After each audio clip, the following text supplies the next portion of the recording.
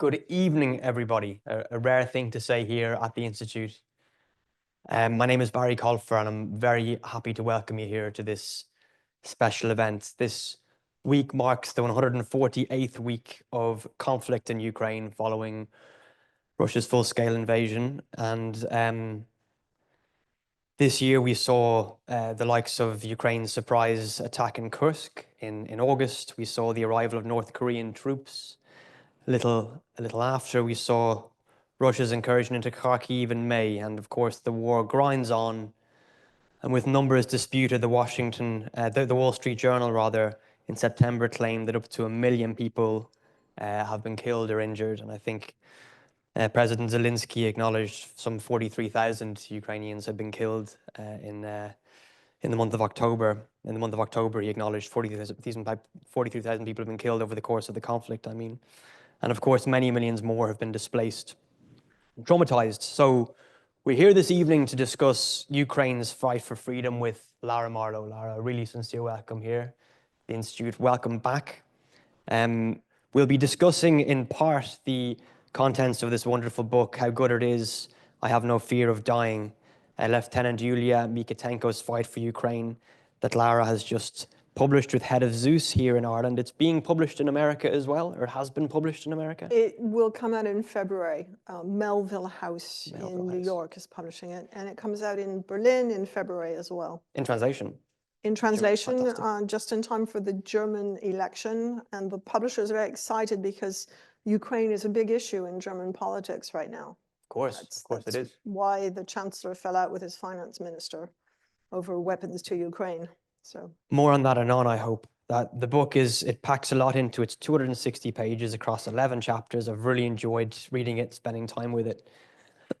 And the great John Banville in the praise, I already said this to you earlier, Lara said the book has the depth and breadth of a documentary and the subtlety and insight of a novel, which is beautiful prose and really high praise from one of the greats. So we say this a lot, but you don't require much introduction, I think, but just to keep with convention. Lara Marlowe has reported on more than a dozen wars and has won a wide range of press awards. And you'll know her, of course, from her Irish Times column.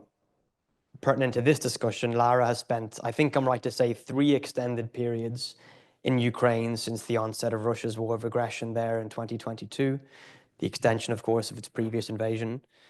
And in 2006, it's worth mentioning that Lara was awarded the Légion d'honneur for service to Irish-French relations, or relations with their nearest EU member. So really great to have you back, Lara. Lara has, since I've been in office for a couple of years now, Lara's been with us a number of times, but always online. So it's a real pleasure to welcome you here. So the usual T's and C's apply. The discussion from now on, and from when I started speaking, is on the record. If you wish to participate in the discussion, those here, please raise your hand. And those online, you're very welcome. Please just put your question into the Q&A function on Zoom. I should say very quickly that Kieran there at the back of the room, representing Books Upstairs, has copies of the books for sale, I think for $23.95, is that right? Lara will be available afterwards to sign copies if anyone is interested. And indeed, if anyone online would like to purchase a signed copy, please send a message and we can arrange that and have it sent to you. Lara and I are going to talk for kind of 20-25 minutes. And I propose, Lara, I'm going to range across 4 predictable enough areas of questions. One will be on Lieutenant Mykytenko and those under her command and what you can tell us about their experience. A few questions perhaps on your process of writing as a writer. And then a couple of questions on the war now and its context before possibly, if permissible, to discuss how things might end. So with the first question, can I just ask how you came to know Lieutenant Mykytenko? It was during my last trip to Ukraine for the Irish Times in August of 2023. And I wanted to do a newspaper story about women in the Ukrainian military. There are about 60,000 women, of whom 10,000 are in combat positions. And I contacted Veteranka, which is the women's sort of military organization, and they put me in touch with several women But Yulia was the one who really, really made an impression. I was in Kyiv with my interpreter. Is the sound okay? Because I'm getting it, it's kind of echoey for me, but as long as if it's okay for you, that's the important thing. I raced back. I'd spent the morning doing interviews, and I interviewed actually a Russian dissident who was involved in with sort of Russian militiamen who were attacking the Russians and so on. And I sort of said to Nazar, my interpreter, I said, well, so what do we have next? And he said, oh, it's the lady drone operator. So, so we get back to the hotel, and this lovely young woman comes on the screen. She was wearing a khaki t-shirt and smiling and sitting in front of a ruined, sort of dilapidated house. And I said, oh, you're the woman drone operator. And she said, no, I am not. I am Lieutenant Yulia Mykytenko. I'm the commander of the platoon, of the reconnaissance platoon. And I said, oh, sorry. And then we talked for nearly an hour. And when we turned off the computer, the Zoom link, I turned to Nazar and I said, what an extraordinary woman. I don't think I've ever met anyone so impressive in my whole life. Because she was very calm. She was very authoritative in the way she answered, but she was also, in a way, vulnerable. And her story was extraordinary. She had married a soldier whom she'd known for only 3 months in 2015, when she was only 20 years old. And then she joined the army the following year to be with him. And then 2 years after that, he was killed in a Russian bombardment. And then 2 years after that, her father self-immolated on the Maidan because he thought that Zelensky was capitulating to Russia because of the provisions of the Minsk Accords. They were dismantling some positions in Donbass, and they were giving up some territory to the Russians, and the Russians weren't reciprocating. And he wasn't alone. There were about 50,000 soldiers at the time demonstrating and saying no to capitulation. And his last words were, I want Ukraine to be independent. So she'd known all this tragedy, and she'd also lost about 20 of her closest friends. She'd played a very important role in the Maidan revolution in 2013-14. So it just struck me that her life had paralleled very closely the life of independent Ukraine since 1991. Well, she was born in 95, but she'd had all the same experiences as the country. And I wrote my article. It was a whole page in the Irish Times about women in the military. I went back to Paris, and I was looking, Jonathan, my wonderful agent who's sitting here on the front row, remembers I was planning to write a book that winter anyway, and I had 2 or 3 in mind. And then one morning, it just popped into my head, I must write a book about Yulia, because I was very engaged, very interested in Ukraine. So first, I think Jonathan was the first person I told, and he was quite keen. He went to Neil Belton, our publisher, and Neil was also very keen. Nazar, my interpreter in Lviv, was less keen. He thought it was going to be impossible. He thought the communications weren't good enough. And the idea I had was to do it by Zoom, to spend the winter with Yulia and Nazar on my laptop computer in Hoth. And that's what we did. And so between early November of 2023 and March of 2024, we spent about 24 hours together in sort of 2-hour segments. And I did a verbatim transcription of it. I taped everything of every interview. And at some point, I showed the first 6 chapters to my older brother, who said it was boring. And I was devastated. And then I realized I had to bring it to life. And so I decided to do more dialogue and more scenes, more description. I talked it over with Yulia, and she was fine with that. And I sent her every chapter as I wrote it, and she corrected a few things, but by and large, she was pretty happy with it. Was that a conventional process for you? No, in fact, I don't know of anyone who's written a book by Zoom, aside from myself. I mean, it's probably been done, but no, it was really unusual. And I wasn't sure it would work because little things kept going wrong. The first time, Yulia had a tank column going through her village, and she missed an appointment. And then the second time, she had a drone pilot who was killed. and she missed the appointment. And then the third time in February of this year, she just disappeared for about 2 weeks. And I was getting very, very worried about her. And so was Nazar, and we were preparing to contact her brother or something. And she resurfaced. She'd been in a basement shelter because they were just under constant shell fire by the Russians. And where is she physically? Physically, she's between, she's very near Liman, which if you look at a map of Ukraine to the far east, it's the upper part where Luhansk and Donetsk Oblast meet each other in the corner, very, very near to Russia. So that's where she is. I had about a week ago, she sent me a video of the village where she was stationed was hit by Uragan missiles. They're like Grad missiles. There's multiple missile launchers. And it's a very short video, less than a minute, but it just kind of pans around the village, and it looks like Gaza or something. I mean, it's and they had to move again. So she's moved her base camp 4 times since I started doing the book. I'm keen to ask a little bit about what it's like for Lieutenant Mykytenko and those under her command, but just briefly, because you had mentioned, so she, as a very young woman, she was involved in the Maidan protests back in when she was a teenager, right? If I do my maths correct. She was 18. 18, yeah. Yeah.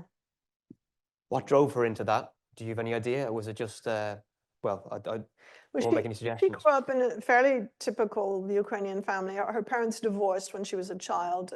They were quite poor. Like everyone in Ukraine, the economic crisis of the 1990s was terrible. But her father managed to get her and her brother into a rather snobby school where everyone spoke Russian, and at home they spoke Russian. And then when she was 17, she was admitted to Kyiv-Mohyla Academy, which is the oldest university in Ukraine, and which has, since independence in 1991, had the objective of raising awareness of Ukrainian history and Ukrainian culture and the Ukrainian language, and where all the courses are in Ukrainian. And she found that extremely difficult at first, but she switched. She says, Ukrainian is my mother tongue. I learned it at 17. And she also, at Kyiv-Mohyla, joined or co-founded, really, a group called Vidsich, which means rebuff. And the rebuff is, of course, to Russia. And they were campaigning for Ukraine to join the EU, for Ukraine to join NATO. They were very, very Western-oriented. And even before the Maidan protests started, they were distributing pamphlets all over Kyiv against Yanukovych, Viktor Yanukovych, who was a Russian stooge, really. And they were afraid that he would withdraw. Ukraine had been negotiating for, I think it was 4 years, an association agreement with the EU. And they saw it coming. They realized that Yanukovych was not going to sign the agreement. And so they were just, publishing or they were photocopying, I suppose, thousands and thousands of these pamphlets, which they were distributing. And so it was very natural for them to join the Maidan protest as soon as those started. So from pamphlets and kind of campaigning as a young woman in the Maidan protest to now she's commander of a platoon, as you say, really on the front line. Mm-hmm. Before discussing a little bit about her experience of the war and those around her, can you just say anything about the significance of drone warfare within the Ukrainian military? What sort of place does it hold? It's very, very important for the Russians as well. And unfortunately, the Russians have more drones than the Ukrainians do. They have more of everything than the Ukrainians do. But it's totally changed warfare. I mean, they use very few tanks or armored personnel carriers or armored vehicles of any type because as Yulia says in the book, with a $500 drone, you can destroy a multi-million-dollar tank. And I know General Zaluzhny, who was the chief of staff at the time of the armed forces, he's now ambassador to London, gave an interview to The Economist just over a year ago, in which he said, we're in a stalemate. He said, technology has brought us to the point where nothing moves. And actually now it is moving. I'll get back to that. But, you know, most of the men getting killed are getting killed by FPV drones. And with the FPV drone, I don't know if you know, it's got this sort of visor here, and you see everything the drone sees.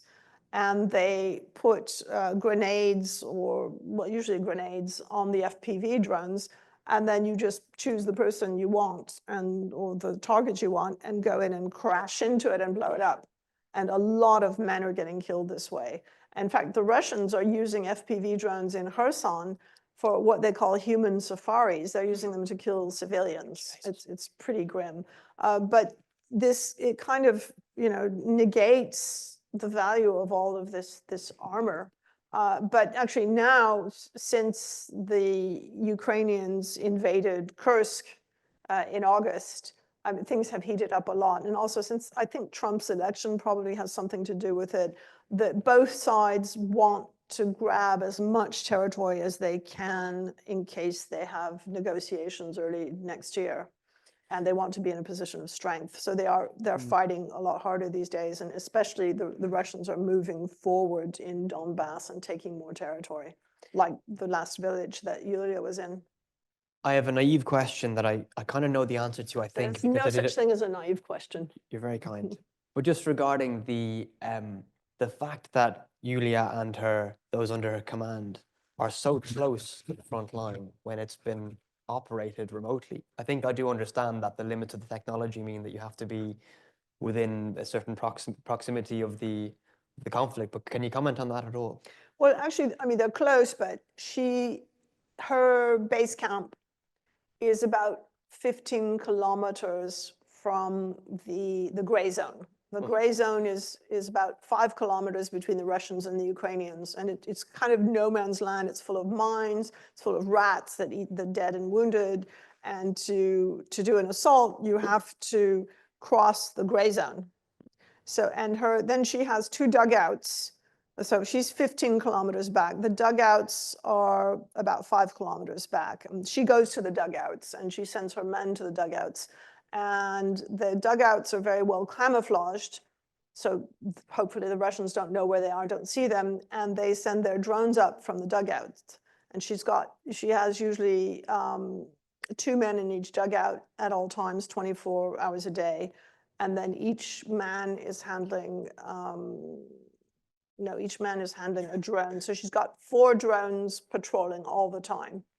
And she's watching the feeds from the drones. They do more work at night. She tends to go to bed about 3 in the morning because I guess for some reason the fighting takes place at night, under cover of night. And they're watching the Russian lines all the time. They're watching for signs of movement.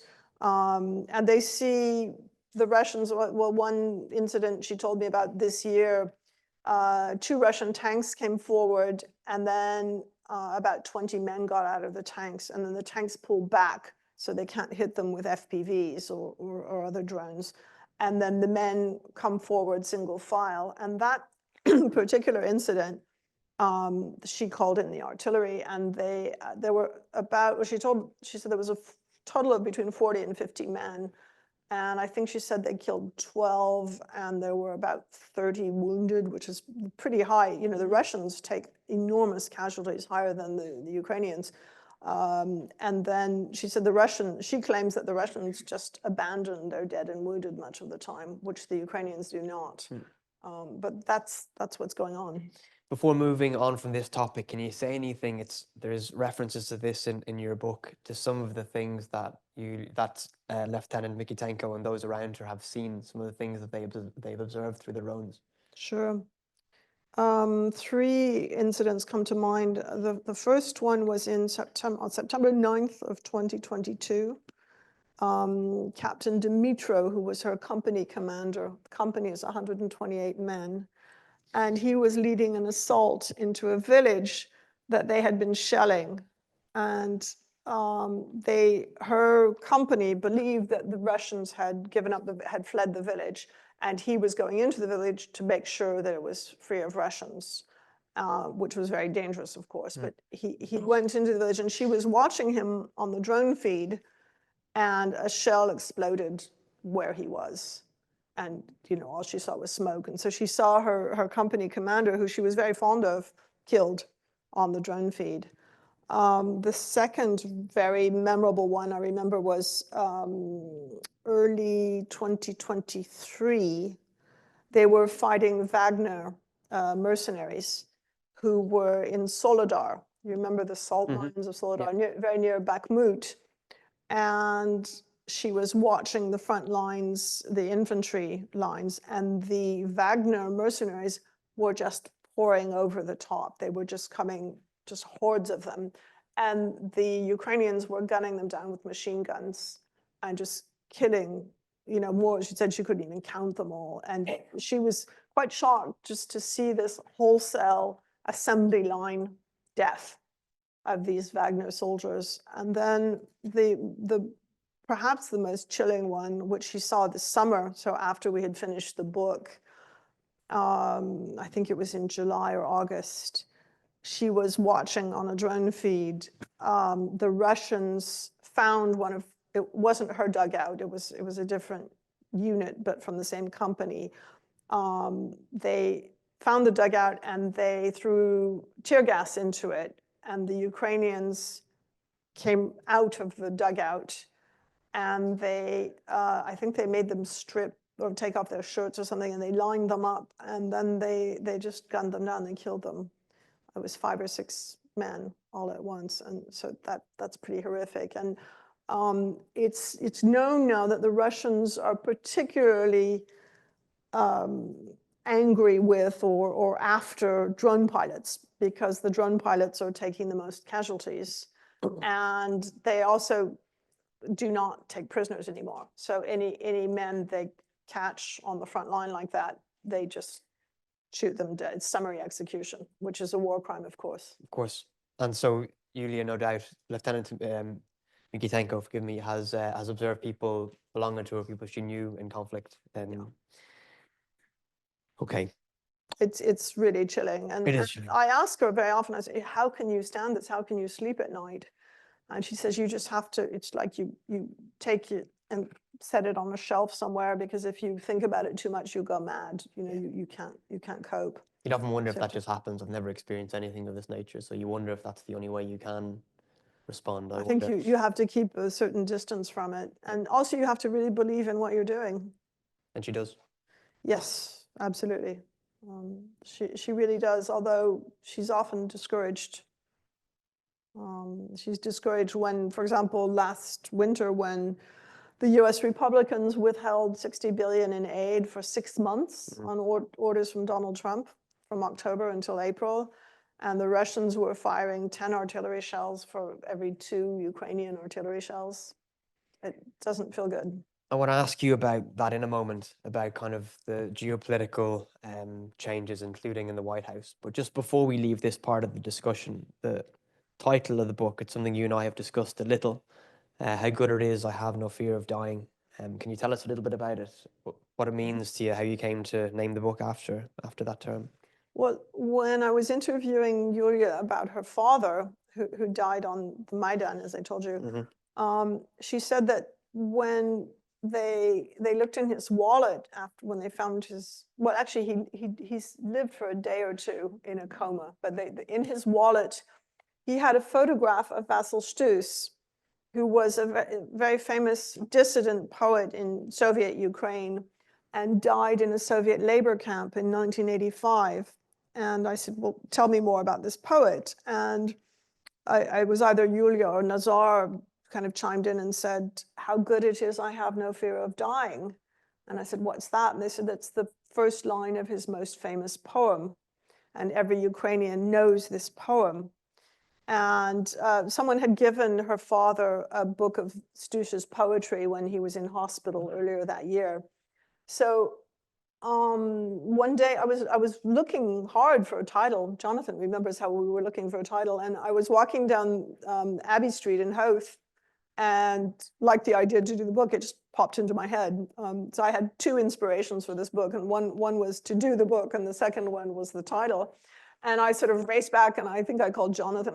He said, well, you know, he liked it, but he thought it was a bit long. The publisher thought it was too long. They talked about making it just no fear of dying. And I said, no, you lose that oxymoron between good and dying. And for me, it really summarized the whole war, because Yulia's husband, Ilya, who was killed in a bombardment in 2018, had no fear of dying. Her father, who took his own life to make a political point, had no fear of dying. She has no fear of dying. I've heard her asked many times in interviews, are you really not afraid of dying? She said, no, absolutely not. I'm not afraid of dying. I was quite moved this morning in the Irish Times. I read the story of Robert Deegan, an Irish soldier whose funeral was held, I think, on Sunday. And he had, the first time he was in Ukraine, he lost an eye, and then he went back to fight again, and this time he was killed. And one of his relatives said he had no fear of dying. And to me, this is emblematic of all of those who are fighting, but actually of all the Ukrainians who are still there, who've stayed in Ukraine and who are defying the Russians. And in keeping with that powerful message, Lara, the last kind of abstract question I'll put to you, we were talking briefly before about objectives. And you've written millions of words, so I'm sure each project you approach differently. But did you have a specific objective when writing this book? Do you usually have an objective when setting about on a writing project? And if you did, what was the objective of this book? Initially, well, I enjoy writing books. So first of all, it was for my own benefit, just to, you know, as you've got to do something with your life, haven't you? But initially, I wanted to tell Yulia's story. I thought it was an incredible story, a very powerful story, and I wanted to tell her story. By the time I finished the book, I hoped that it would influence public opinion, that it would change, if it just changes one person's mind about Ukraine, because I encounter constantly in France, even in Ireland, this basically Russian propaganda, which is that NATO provoked the war, that, you know, I could go on, but I'm sure you've all heard it. And I came to believe that, you know, this war is really, really important for the future of the world, and people need to support Ukraine.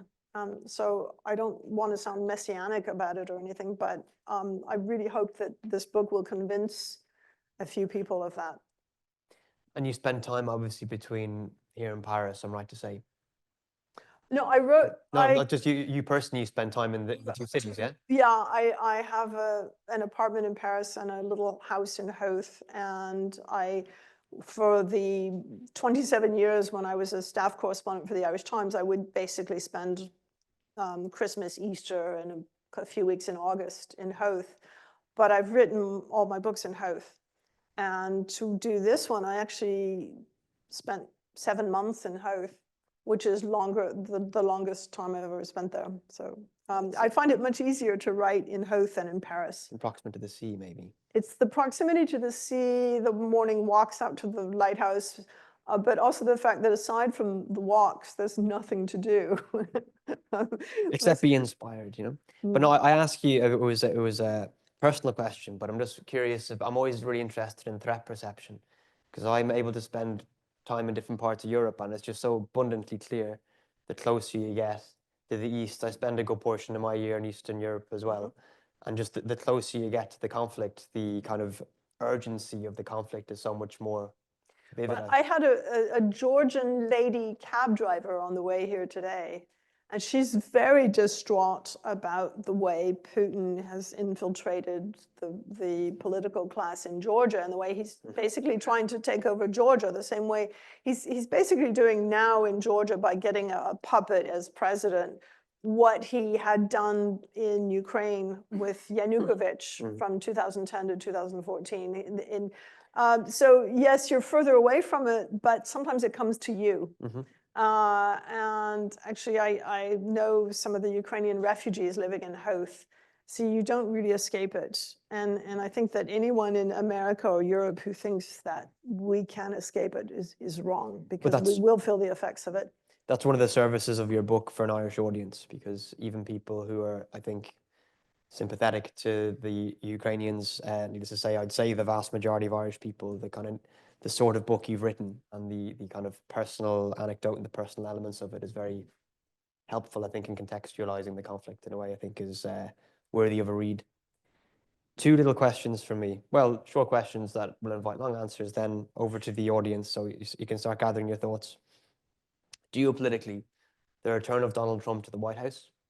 And just to save you the time, I'll put another question to that as well. What's the significance of that, first of all, for the conflict in Ukraine, but also the arrival of the North Korean troops? Do you have anything to say about both of those manifestations? I'll do the easy part first. Is that the North Koreans arrived in October, and they are seen as Putin's response to the invasion of Kursk by the Ukrainians, because every time somebody does something, the other side does something else that ratchets it up a bit.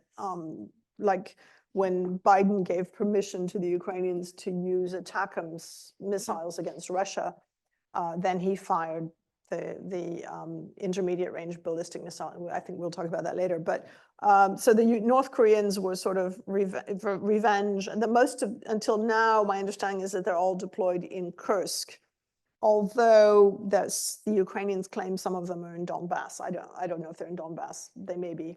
And it also is because of a shortage of manpower, because Putin, even though his population is 3 times the population of Ukraine, he doesn't want to do a general mobilization. If he drafts every able-bodied Russian man, he's going to have problems. He's afraid of opposition and difficulties in Russia. So if he can use North Koreans instead, great. And he's got, but it also means, in some senses, this is already a world war when you've got North Koreans fighting in Ukraine or in Russia. That's something. Donald Trump, I am not optimistic because of his statements until now. Yulia and I talked a lot about this when she was here in October. She says, well, Trump is very unpredictable. First of all, we have to respect the will of the American voters. Trump is so volatile, you have no idea what he's going to do, and we'll fight anyway. If Trump won't help, if the Americans won't help us, maybe the Europeans will. And in any case, we'll keep fighting. I'm not so optimistic because Trump has said over and over and over again, I'll solve it in 24 hours. And the only conceivable way of ending the war in 24 hours is basically freezing the lines where they are, and that he gives the impression that that's what he's going to do. Elon Musk, who's his great buddy now, made a peace plan in September of 2022, so-called peace plan, which was basically all of the Russian demands. Neutrality for Ukraine. Ukraine cannot join NATO. So one is not terribly optimistic. It looks like now his plan is to tell the Russians and the Ukrainians, look, you have to make peace. If the Russians refuse, then he will give more weapons to the Ukrainians. And if the Ukrainians refuse, he will stop giving them weapons completely. Trump is totally transactional, but it's going to be very simplistic, in my opinion, and not a just peace for the Ukrainians. And if that's the case, it's only a matter of time until the Russians try to take more, until they go for Odessa or Kharkiv or Kyiv. The Ukrainians want solid security guarantees. They want to be like West Germany was in NATO when East Germany was in the Warsaw Pact. They want, and they recognize now, and this is a big change this year, because last spring when I finished the book with Yulia, she was saying, we're not going to get the occupied territories back. And that was a heresy at the time. Nobody else was saying that. And now you have high-ranking government officials recognizing that they're not going to get them back. Well, they always add the proviso we'll get it back later diplomatically, and she points out the Soviet Union, had Ukraine for 70 years. East Germany was occupied from, let's see, what was it, like 40 years, so the feeling is we'll get it back eventually when the regime changes in Russia or whatever, but we realize we're not going to get that territory back now. I think Trump's probably greatest shortcoming in this whole process. I mean, it seems quite simple. Okay, you freeze the lines where they are. The Russians occupied 20% of Ukraine. But the real catching point is going to be the security guarantees. And Trump does not want Ukraine to be allowed to join NATO. And he definitely does not want to send US soldiers to Ukraine. So what guarantees do they have that Putin's not going to come back for more? They have none whatsoever. It's a perfect preface to my last question before turning to the room there. It's an impossible question, but do you know what success would look like for Lieutenant Mykytenko? And can Ukraine win, whatever winning means, notwithstanding what you've said there about the difficulties around the occupied territories for now? Is there a version of events where Ukraine wins in your view? If there were, I mean, in the best of all possible worlds, if NATO and the EU and Donald Trump all agreed suddenly, this is too important, we can't let Ukraine be defeated, and we're going to support that, we're going to give them everything they need, and they can use our weapons against Russian territory, and we'll close the skies, which was what Ukraine was asking for initially, that the Americans and NATO would do what they did for Iraq under Saddam Hussein, for heaven's sakes. It shows it can be done. Use their Air Force and their air defense capabilities to stop Russians bombing, stop these glide bombs are doing horrific damage and killing a lot of people. And so, but that's not going to happen. It's not going to happen. So that would be victory. The consensus now is that Ukraine is losing the war, and it almost becomes a self-fulfilling prophecy. I think the best they can hope for now, they want it to end. There's really a thirst for peace because they're exhausted. They're absolutely exhausted. And Yulia will tell you she's exhausted. They've been fighting almost 3 years with very little time off in extremely hard conditions.